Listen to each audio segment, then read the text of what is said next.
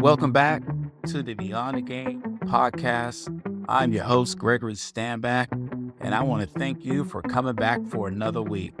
Now, we all know that you can be anywhere at any time, at any moment, but you chose to be right here, right now with me, learning and getting yourself better and getting the results that you want. I am so appreciative for everyone that tunes in and listens to my show. I think this week we got a great topic that is going to help a lot of my listeners out there. I say that because I know it's helped me. For those that are new to the show, I am a retired head women's basketball coach. Over the years, I've won a lot of games. I won championships. I am also a health and fitness educator for over 30 years. So what I'm trying to do is I'm just trying to give back the way people gave to me. I think we were put on this world to serve. As my life has been in serving and helping others. And now that I'm out of the coaching game per se on the court, I'm really still coaching off the court. And that's why I decided to go on this venture of life coaching and helping people to accomplish things that normally they couldn't just do on their own. And I am thankful that God has given me this talent that I'm able to use and definitely give back to you. So with that being said, as you got a background about me and who I am, let's talk about something I think is very important that I think is definitely going to help you become a better person. And that is organization. We're not talking about an organization as a company, as a structure. We're talking about organization as in planning, getting things done, staying on task, managing your time. I've found throughout my career of teaching and coaching, there's a lot of people that just aren't organized. And I've come to find out there's a variety of reasons on why they're not organized or they can't become organized. And organization is one, a talent and a skill. Some people are born with that OCD that they take organization to a new level that for me is like, okay, I'm not like that, but I get it. And some people just need a little push or a little direction on what they're doing to help them become more organized. And by the end of this show, you'll have a better understanding of organization, your organizational structure, and how you can become more organized. So if you like what you hear, please hit the subscribe button. I really appreciate it. Send me something in the chat. I would love to talk with you about your organizational skills and how we can make them better. So let's get started. Number one, let's talk about the importance of organization. We all live these fast-paced lives. We all feel like we got to stay organized or we got to get things done. But a lot of times we try to put too many things on our plate. And then we're now in that uphill battle or in that hamster wheel that keeps spinning. But however, organization is not about necessarily just keeping things tidy. Organization is about creating those systems that will enhance your clarity and make you more consistent in accomplishing the tasks that you need to accomplish. But organized environment will lead to better focus. It'll lead to better time management. And more importantly, it's going to give you a better sense of control of how to manage and get through your daily activities. There's some common reasons of why people are disorganized. It could be one, perfectionism, trying to be too perfect. It could be a lack of skills, not having the proper skill set to be organized. It could be being indecisive, not being able to make decisions clearly, effectively, and quickly. Some of it may be mental health factors that mentally you may need some help through, whether it's medication or therapy. And we're going to discuss in a little bit more detail about some of those factors that cause people not to be organized. I had some coaches that worked for me that wanted to be perfectionists all the time.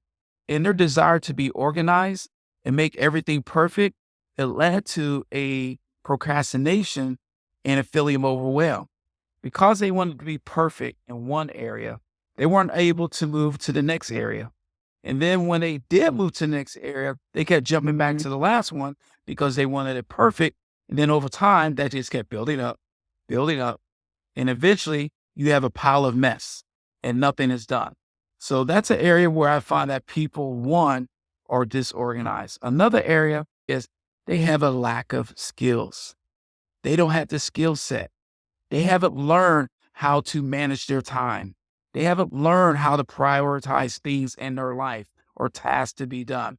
They haven't learned how to declutter the things around them, declutter their brain, declutter their desk, declutter their apartment or house.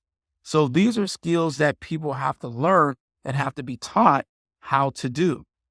I am blessed that I've learned over the years how to master some of these skills to make my life a lot easier. I say that because in my early coaching career, I had a family. I was teaching full time, a 9 to 5, and then I was coaching technically full time at the university. So I have three major jobs: raising a family, educating, teaching kids, and then coaching at the university.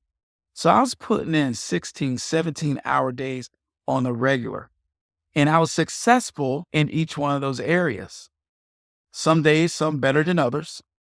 And the only way I was able to experience that type of success is because I was able to be organized. I couldn't have done it if I wasn't organized.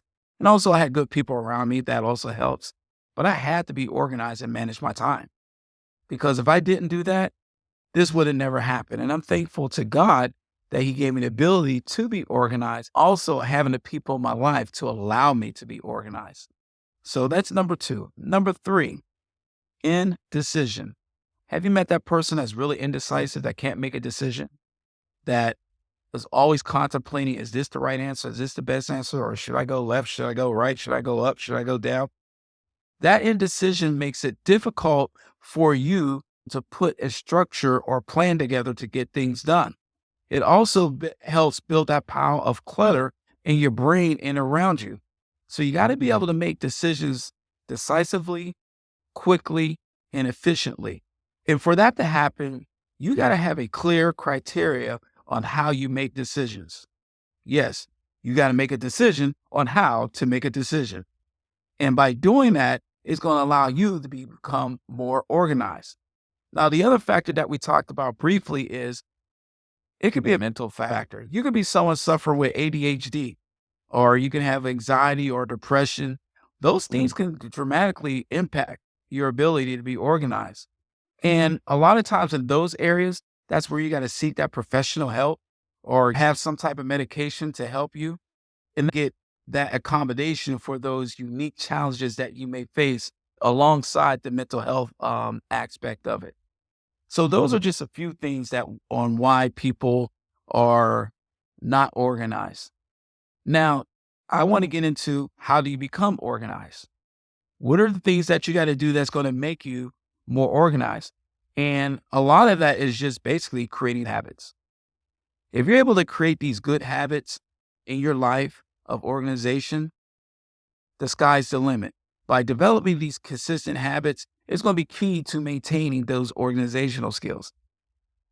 Here are the things that I think that will help you with creating these organizational habits.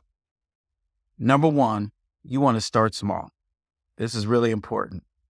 You want to begin with a single area or a single task. It can be as simply as organizing your workspace, planning your day, writing down simple notes of tasks to do, and you can break it up by morning, afternoon, evening. But the key is start small. Don't try to start too big, because you'll just get distracted or you may fall behind. So start small. Number two, you got to establish routines. You got to set regular times for your organization activities. It could be like planning a 10-minute tidy up before you go to bed, or weekly planning sessions. But whatever it is, you got to build a routine. You got to build those good habits. If you want to know more about good habits, just go back and listen to my last episode where I talked about habits versus addictions. You got to be able to create a routine that your body so that your mind can do it without even thinking about it. Number three, you got to come up with some tools, some systems. You got to utilize planners. You got to use your digital calendars, use your calendar, your note, or your phone. There's a lot of organizational apps out there like Notion, or different things to keep you track on the tasks that you got to do. I know for me, I put everything in my calendar, I put everything in my reminders, and I put everything in my tasks. If I don't do that, I'm going to forget something, or I'm going to start doing something. I'm going to get distracted. And then I forgot what I was doing, and I go back, and now things start to pile up. So I break my things down by hour. At 8 o'clock or between 8 and 9, I'm doing this, and that's what I'm focused on. And whenever I don't get done, I just set another time for it to get it done on another day. I don't let it drag into my other tasks because now those things don't get done. And now I'm stuck again. Number 4, you got to be able to declutter regularly. You got to be able to get rid of things that you don't need and put things away that you completed. Don't leave them around. Don't leave it hanging there because you'll fall back to it. And especially if you're that person that want to be perfect, you'll go back to it. You'll start overthinking. You'll try to change it. So you got to be able to declutter and put things away. Make sure your workspace, make sure your living space is clear of distractions, clear of things that will pull you off track. So make sure you find ways to declutter and get rid of things that do not serve a purpose. Number 5, last one, set those realistic goals. Make sure you define clear, achievable objectives that will help you in your organizational efforts. This is going to help you maintain those small wins. It's going to build that motivation. It's going to keep you on track, and it's going to make you more organized. And eventually, you're going to see more results. And that's the key. We want to get more results. So I encourage you, get more organized. Remember, becoming more organized is a journey. It's not a destination. It's a thing that we have to do over time, through time. You want to celebrate those small victories along the way, and don't be too hard on yourself when you don't accomplish certain things that you don't accomplish. Just get back on track. You're going to have setbacks. That's okay. It's how we manage and handle those setbacks that keep us on track. And the benefits of just being organized, you're going to have less stress. You're going to increase your productivity. You're going to enhance your well-being. And I guarantee you it's all going to be worth the effort. So I encourage you to take your organizational skills to another level. And I invite you to join me. I do a free conference call. Just click my link in the bio. I would love to talk with you about your organizational skills and how you can become more organized, how you can accomplish more goals, and how you can get more results. So visit my website at Results Led Life. You can follow me on Instagram, Twitter, Facebook. I would love to work and help you become more organized, accomplish the things that you need to accomplish so that you can live the best life that you want to live. I want to thank you for tuning in for another episode of Results Led Life.